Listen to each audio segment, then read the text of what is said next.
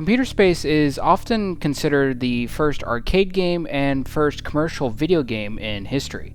It was showcased on October 15, 1971 at the Music Operators of America trade show in Chicago. It was made by Nutting Associates and developed by Nolan Bushnell. In this video, we won't just talk about Computer Space and its development history, but we will also look into Nolan Bushnell's history, which we will continue when we begin talking about Atari. Computer Space did not receive commercial success despite being the first. It took inspiration from Space War, which we actually covered in a previous episode. However, it began a huge impact not only for the future of gaming, but also for Nolan Bushnell, who would go on to create Pong, Atari, and Chuck E. Cheese. We will talk about Pong and Atari in future episodes, but not Chuck E. Cheese.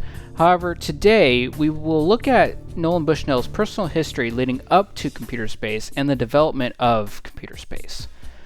Welcome to Memory Card, the history of video games, where we take a deep dive into the world of video game history. This journey is through a chronological lens, and today we take a look at what is often considered the first arcade video game, Computer Space.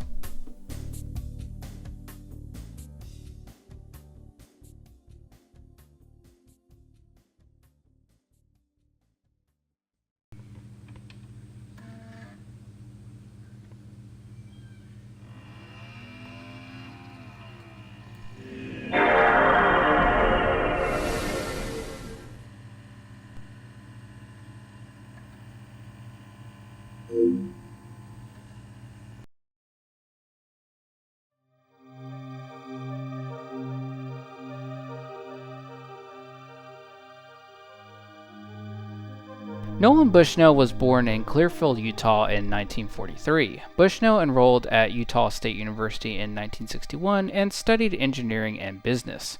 He then transferred to University of Utah's College of Engineering in 1964. He graduated with a bachelor's degree in electrical engineering. During his time in college, he played Space War, which would go on to later inspire him to create Computer Space. Bushnell first worked at Lagoon Amusement Park in Farmington, Utah during his college years. When he was made manager of the games department there, he grew accustomed to electrico-mechanical games. After college, Bushnell moved to California with the dream of working for Disney. However, Bushnell worked for Ampex as an electrical engineer, and there he met Ted Dabney. Bushnell told Dabney of his ideas to create pizza parlors with arcade games and showcased Space War to Dabney at the Stanford Artificial Intelligence Laboratory. The two then formed the company Syzygy and began working on a clone of Space War called Computer Space.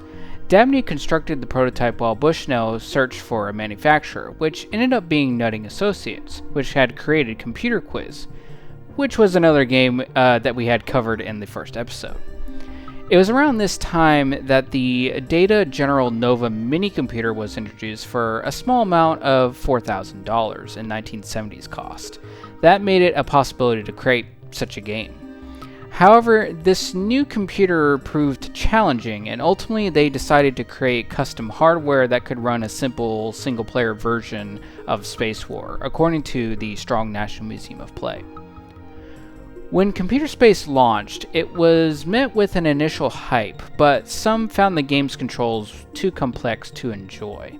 Plus, the game had to combat a competitor at the same time, Galaxy Game, which we'll cover in the next episode.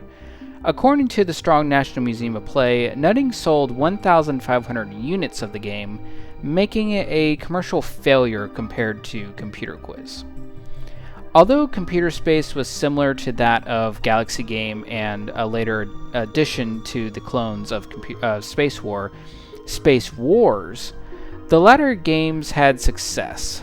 Noah Wardrop-Fruin, author of How Pac-Man Eats, aimed to find out why, and the answer was simply a lack of gravity in the game mechanics. As we talked about in a previous episode, Space War had a star that produced gravity that would pull ships in the game, which required players to use strategy to win. Computer Space simply lacked this component of gameplay, and Wardrop-Fruin believes this is why it ultimately failed. Both Galaxy Game and Space Wars had this gravity component as well. He goes on to say in his article with The Reader and MIT newspaper, computer space was created using television technology, while Galaxy Game used a general-purpose computer. That television technology prevented computer space from having that gravity. Space Wars added a computer processor to its cabinets to defeat this issue. Obviously, Bushnell would go on to have commercial success with Pong and Atari, heavily influencing the video game industry, but he first had a blunder with computer space. With the history out of the way, how does the game play? Firstly, it is important to look at the arcade machine that housed the game. It looks like something straight out of Star Trek and science fiction. I would honestly love to have a replica of this in my man cave. I think it would look amazing. Anyway, the game was played on a 15-inch black and white television monitor. The game differed with Space War in that it pits the player against two enemy flying saucers.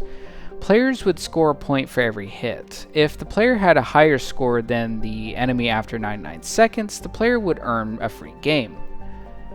Beyond that, there was not too much to the gameplay. It was simple, although apparently the controls were complicated, according to early game tests at the Dutch Goose Bar near Stanford University. So while computer space may have been a failure, it was an important stepping stone for the rest of video game history. The Strong National Museum of Play points out that Jerry Lawson was inspired by computer space to make Demolition Derby. Ed Logg, who created Asteroids, also got inspiration from the game. Bushnell would also use the game design from computer space and Pong to adopt his own game design philosophy, which would be called Bushnell's Law, which is essentially make games that are easy to learn but difficult to master. And I think I'm safe to say that most arcade games follow this basic principle. So this was a shorter episode than most. It was still fun to learn about computer space and its important aspects within the video game industry. Nolan Bushnell is such an important figure during this time period that I know he's going to pop up more than once. Next episode, we will look at computer space competitor Galaxy Game and its development. Despite the short length, I hope you still enjoyed this episode and learned something about early video game history. I can't imagine that every episode's not going to be as long as previous ones, where we were covering basically an entire computer system and certain games within it. But yeah, so this was a lesson learned for myself that sometimes these episodes are going to be rather short, especially if there's just not a lot of information out there about the development history, or if there's just not a lot of history, and it kind of, something like this where it was a commercial failure, so there's just not much there to really talk about, but it's still heavily important. So I'm sure this won't be the first time that we have an episode like this. Regardless, I hope you enjoy, and I hope you have a great day.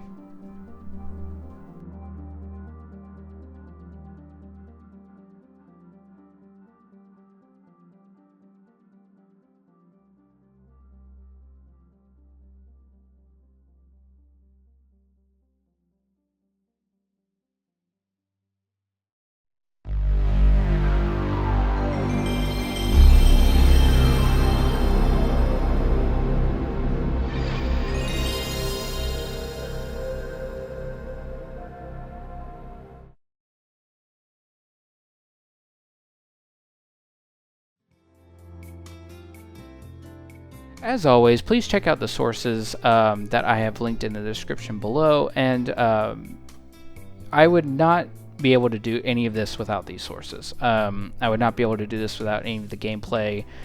These videos would not be good at all without all of these people that did all this work. So definitely go check out the sources, read more about computer space and Nolan Bushnell. We will talk about Nolan Bushnell in future episodes, kind of go more into his personal life as well. I just didn't want to go too far in because we are going to talk about Atari pretty soon and the beginnings of Atari. So there's still much to discuss there. But definitely go check it out, read up on it. It's fascinating. Nolan Bushnell's fascinating person within video game history. So definitely go check it out.